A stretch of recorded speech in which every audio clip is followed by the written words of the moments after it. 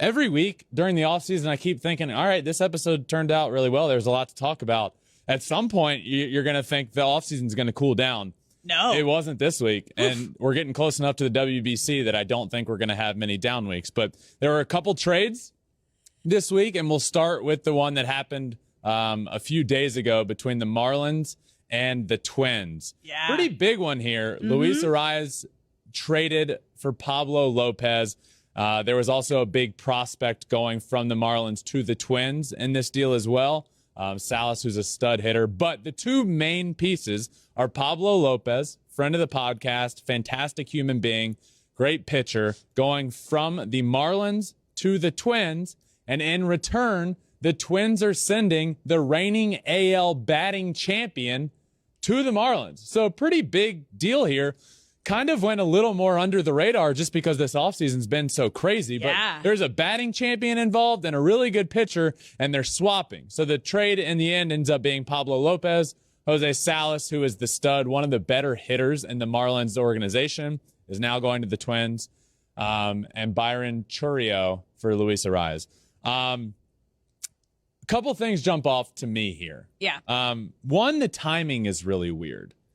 And the reason I say that is because Luis Arraez is coming off of a batting title, right? His value is as high as it's going to get. He's not a power guy. It's not like next year we're going to see him hitting 20, 30 home runs. You know what you're going to get. Yeah. It's a high average guy, and he's coming off a batting title. So his value is where I think the ceiling of where it could be. I think he's a fantastic player, but we're not going to see a huge jump in improvement. I mean, what he could hit 10 extra singles next year? And Pablo López, on the contrary, is at the lower end of his value. The first half of last year, he was fantastic and then struggled a bit in the second half. So I believe, yeah, he's a good player. I'm not going to say his value is low because he's a good pitcher, but I think it's higher than it is right now. So for me, the Marlins are making this trade when they're trading for a guy at the highest point in his value and trading away a guy at his lowest point and also throwing in a big prospect. I just thought the timing of this was really strange for the Marlins. It is really strange. Also for the Twins, because this is a guy who is kind of the heart and soul of your team. You also just made a huge commitment to Carlos Correa. You're trying to build around, which I get why they made the trade, because you're getting a little more out of it. But Arraez is actually the first player since Rod Carew, who was also traded by the Twins to be dealt in the offseason after winning a batting title. Just a little fun fact there. Yeah. But I don't know, did you hear his interview when he was kind of talking about how he felt about this and going and moving to Miami? He was so grateful, and he gave so much love to the Twins fans and organization and how much he's going to miss them. But he talked about his excitement of playing in Miami and playing with so many other young guys and having a lot of Dominican and other players and fans around him that already love him and appreciate him. And he said he's just excited. He's going to bring the energy.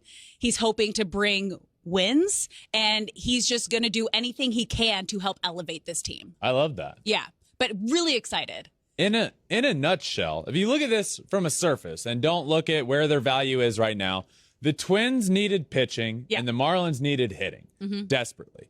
For that reason, I like the piece that both teams got, right? I just think the Marlins gave up a lot to do it. Now they have a cornucopia of pitching. Yeah, they've got a great young pitching which is staff. a word I try and fit in whenever possible. Was that your word of the week? That was no. That's just, I've always... All right. I don't know if I explained this to you, but when I was in middle school, we used to have to type papers and get as high a grade. Like, you could see like what grade of writing you're writing at. And I was always throwing cornucopia because I thought it would boost up my writing. That was your smart word. Yeah. But the Marlins are not short on pitching by any means. They're fantastic. They needed hitting, and they went out and they got that. The Twins needed pitching, and they have a lineup that is full of absolute studs. Byron Buxton, Carlos Correa, Jorge Polanco is great, Max Kepler. They just added Joey Gallo, who I put in the same. This might not be the best comparison here, and I haven't talked about this out loud. It just came to me.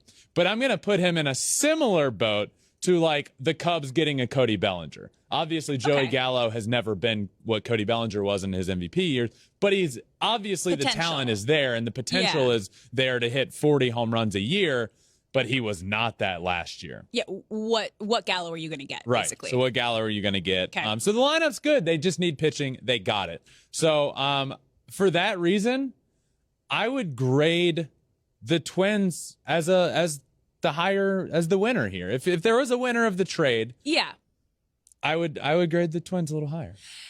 They're pretty equal here. I'd say they're both in the B level. Maybe Twins B plus, Marlins B minus because they didn't get as much. But you are getting a big energy player, big bat, like reigning batting title, like champion. Like there's just it makes sense. Yeah, it makes sense. So it's pretty equal. I feel like our grades are close. I officially graded this trade. Okay, and we'll start with the Twins.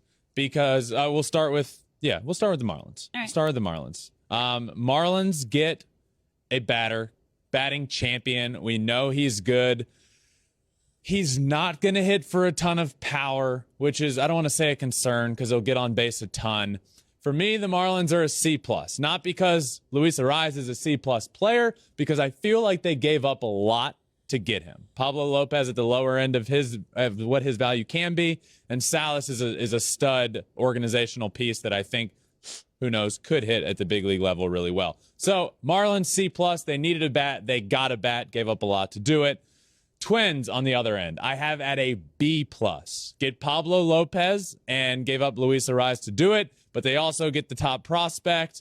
So I really like what they did, and in a nutshell, they needed pitching. They got it. They got a good one, and they got some good pieces as well. So I grade the Twins a little bit higher for what they did here. Yeah, we were close. A B+, B minus. Yeah, very close. Yeah.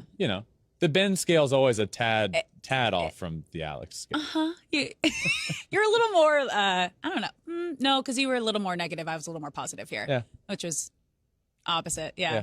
Thanks for watching. If you love flipping bats, swinging 3-0, or just talking ball, join us. Call us at 213-537-9339 with your questions. We have a weekly guest, and we have a lot of fun, so hit that subscribe button.